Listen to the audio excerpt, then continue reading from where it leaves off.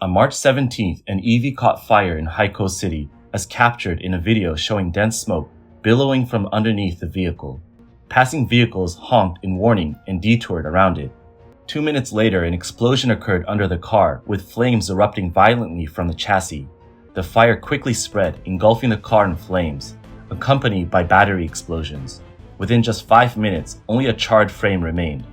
The car, identified as a Weltmeister EX5-Z, has no after-sales support because the company is bankrupt. Recently, there was this incident with Jer001 that got a lot of media attention. So the car had just left a parking garage, and instead of making a safe right turn, it lost control and crashed into a wall.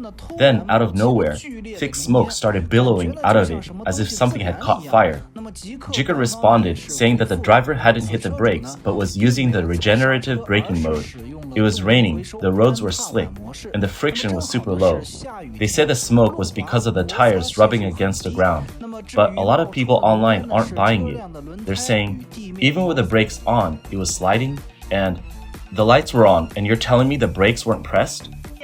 I bought a grey Sherry Little Ant electric car from the Sherry New Energy Vehicle store in Yonglan.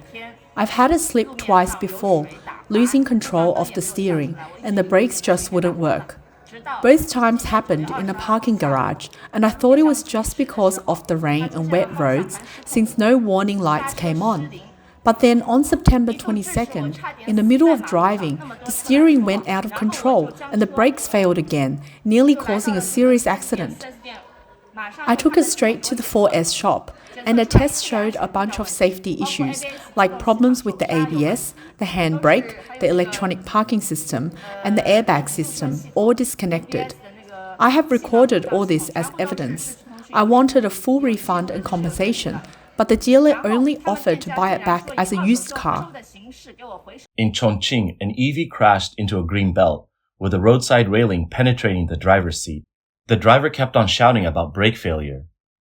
EVs, heavily promoted by the Chinese government, have been frequently self-igniting, posing a serious threat to consumer safety. Known for the combustible nature of their batteries, electric vehicles, EVs, can ignite more fiercely than normal cars and are harder to extinguish, sometimes reigniting after the fire is put out and even exploding while burning. Although the reasons for EV fires vary, they often closely relate to the battery. Besides frequent self-ignition, EVs face many other issues. A report released last year by the China Consumer Association listed several technical and safety problems with them. 1. Battery failures in EVs, such as sudden significant drops in range, sudden battery malfunctions causing the car to break down, and spontaneous combustion during driving, charging, or when stationary.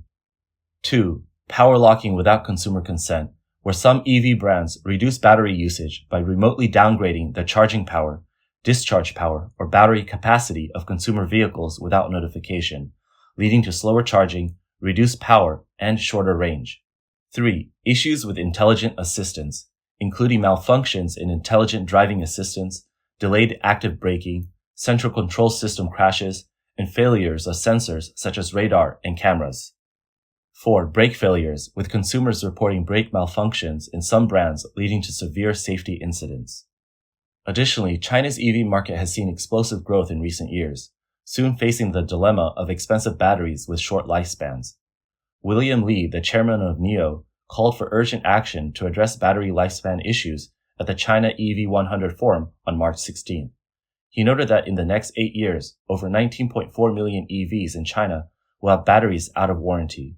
Replacing a battery at a cost of 60,000 yuan per vehicle would consume tens of billions of yuan. How long can Chinese EVs last? Reports indicate that China does not have a mandatory scrappage timeline for privately used vehicles. If a vehicle exceeds 600,000 kilometers, the official guideline is that the car can be scrapped. The average lifespan of Chinese-made power batteries is only up to 240 kilometers. However, the public perception is that domestic EVs need battery replacement after just 100 to 180 kilometers. Quality issues with Chinese EVs, frequent accidents, and concerns from overseas markets about the safety of Chinese EVs have been prevalent. In recent years, China has been attempting to dump domestically produced EVs into international markets. Europe and the United States are taking it as a threat to their domestic brands, so are taking measures to resist the dumping. However, Chinese media reports make no mention of it. Bloomberg recently reported that the Chinese government is quietly asking Chinese EV manufacturers like BYD and Geely to increase the purchases of domestically manufactured automotive chips. This move aims to reduce dependence on Western-made automotive chips and boost the development of China's domestic semiconductor industry. 90% of Chinese EVs rely on imported chips, so forcing companies to use domestic chips is significantly reducing vehicle production. Insiders revealed that this year, the Ministry of Industry and Information Technology, MIIT, required Chinese automakers to expand their procurement of domestic components and accelerate the adoption of Chinese-made chips.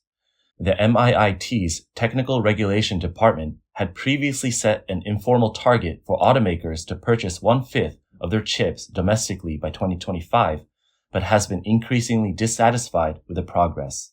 These requirements were discussed by individuals who wish to remain anonymous due to the sensitivity of the information.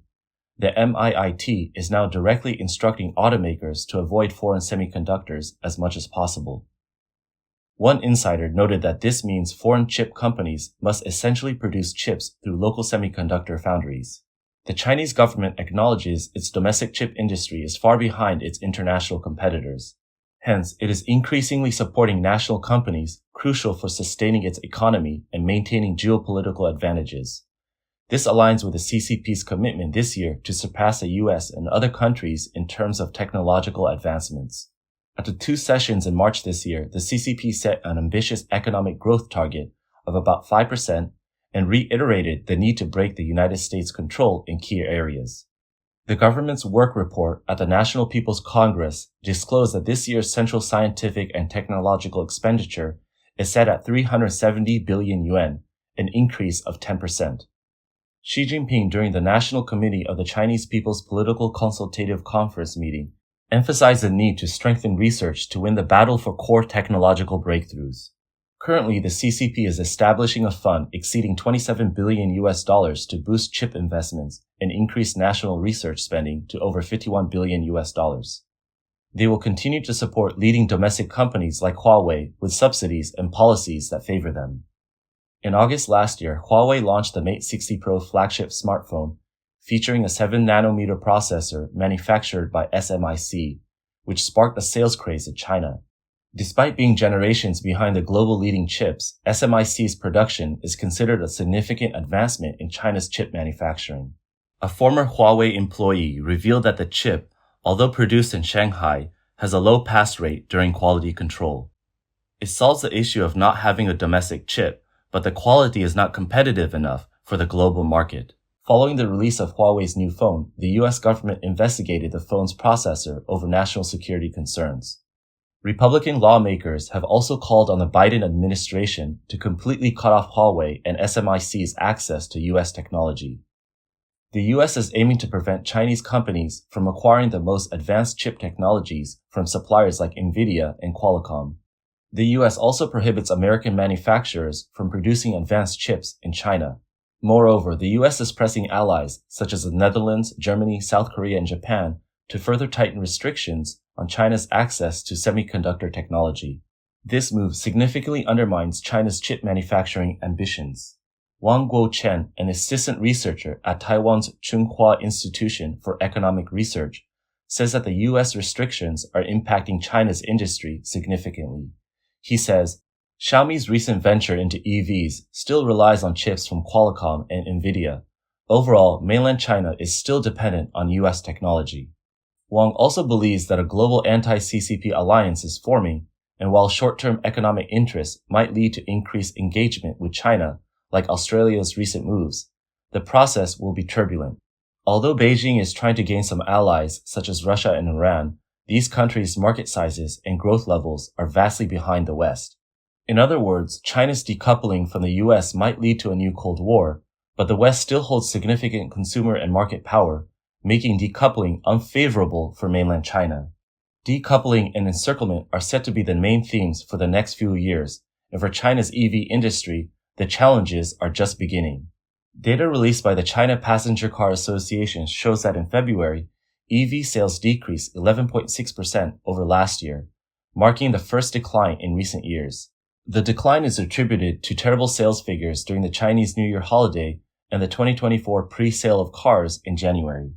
The CCP currently faces challenges in reviving the sluggish Chinese economy and is attempting to address internal economic issues by boosting manufacturing and exports.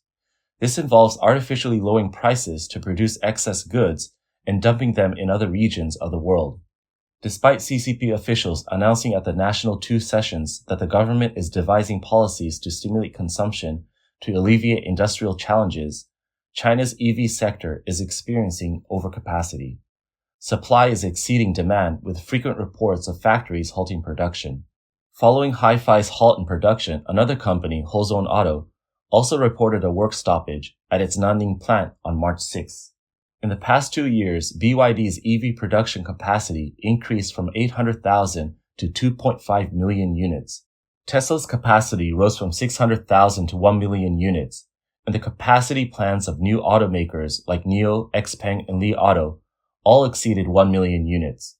It is estimated that in 2023, the domestic production capacity for EVs reached 13.5 million units, but sales were only 7.7 million units, resulting in a capacity utilization rate of just 57%. Normally, a healthy capacity standard ranges from 79% to 83%. Government subsidies may stimulate consumption in the short term, but they could pose a risk to long-term industry growth. On March 18th, Leon Energy's director in Taiwan, Chen Ziang, told Voice of America that China's financial subsidies often lead to a rate of capacity expansion far exceeding global demand, leading to reduced gross margins and eventually a decimated industry. At least 75 car brands were eliminated from China's EV market in the past 3 years, with an estimated 60 to 70% more brands expected to be phased out by 2025. Price wars primarily harm new and small to medium-sized manufacturers. Chen Ziang believes that the CCP will first allow the market to compete freely, and only the enterprises that survive will have the opportunity to receive strong government support. Some analysts bluntly state that after the market eliminations, less than 20 of the original hundreds of Chinese electric vehicle brands will remain, with the entire industry bracing for a harsh restructuring this year. China's EV price war has entered an intense phase, described as a bloody battle by Peng Pai News in its report on March 14. The price war was initiated in February by leading company BYD. According to the report, to boost sales and market share, Chinese automakers have adopted two main strategies: launching cheaper models to capture the low-end market and directly reducing the prices of existing models to enhance competitiveness. For instance, NIO announced the introduction of a budget brand, while Tesla made consecutive price cuts to its Model 3. Currently, aside from BYD and Li Auto, all other domestic EV automakers are operating at a loss, including some new energy subsidiaries of traditional automakers like Avatar, Deepal Auto, Jicker, ArcFox, and Ion. According to recent reports, over 400 new energy vehicle companies have disappeared in the past 5 years. Mo Zhengchun, director of Beijing's Institute for Global Decarbonization Progress, stated that China's EV companies will face a severe shakeout in 2024. Natural selection is inevitable, and the competitive landscape has already shifted. Many companies in the industry are surviving solely on capital investment and cash flow, leading to a cycle of burning cash to compete in the market, leading to bankruptcy.